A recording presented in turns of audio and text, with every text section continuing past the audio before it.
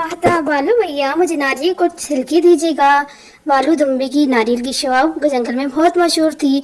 सभी जानवर और परिंदे गर्मियों में यहाँ आकर नारियल के ठंडे पानी से अपनी प्यास बुझाते थे।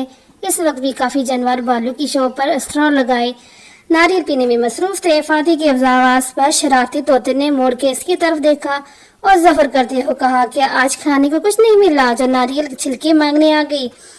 फातिहा ने बुरा माने बगैर जवाब दिया, अरे नहीं तोते भैया, खाना तो खा चुकी हूँ। इन छिलकों से आहिस्ता आहिस्ता बाल निकालूंगी ताकि अपने लिए एक अच्छा सा घर बना सकूं।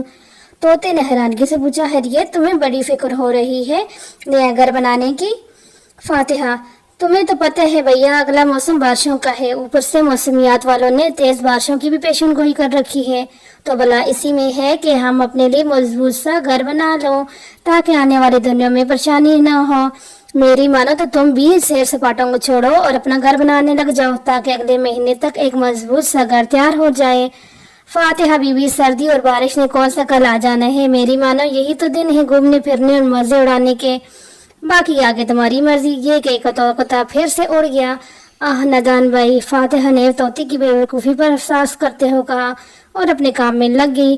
फातिहा अपने घर में कंबल ओढ़े बैठी कहानी की किताब पढ़ रही थी कि जब इसे किसी की आवाज़ सुनाई दी, फातिहा बहन मुझे अपने घर में जगह दे दो, बहुत तेज बारिश हो रही है। फातिहा ने बाहर आकर देखा तो तोता बारिश में भीगा ठंड के मारे कांप रहा था और फातिहा को तोते की झाड़ पिलाने का कहा। फातिहा ने तो अच्छी खासी झाड़ पिलाते दी थी तोते को। फातिहा ने कहा, मैंने अच्छी खासी मेहनत करके ये घर बनाए हैं, तुम्हें जगह दे दूं तो कहाँ रहूंगी। तुम गर्मियों के मौसम में कहाँ थे, अपने लिए घर नहीं बना सकते थे। तोते ने मस्कीन सी सूरत बनाते हुए कहा, मुझे बहुत सर्दी लग रही है और बारिश है कि रुकने का नाम ही नहीं ले रही। इस तरह तो मैं बीमार पड़ जाऊंगा, प्लीज मेरी मदद करो। मगर फातिहा ने इसकी एक ना सुनी। तुम जा सकते हो कहते हुए दरवाजा बंद कर दिया। फातिहा का इनकार सुनकर तोते के तो अपने ही तोते उड़ गए और इससे पूरी रात बारिश में कांपते हुए गुजारनी पड़ी। अब इसको एहसास हो चुका था कि ये सब मेरी सुस्ती का नतीजा है। काश घूमने फिरने के बजाय मैं भी घोंसला बना लेता।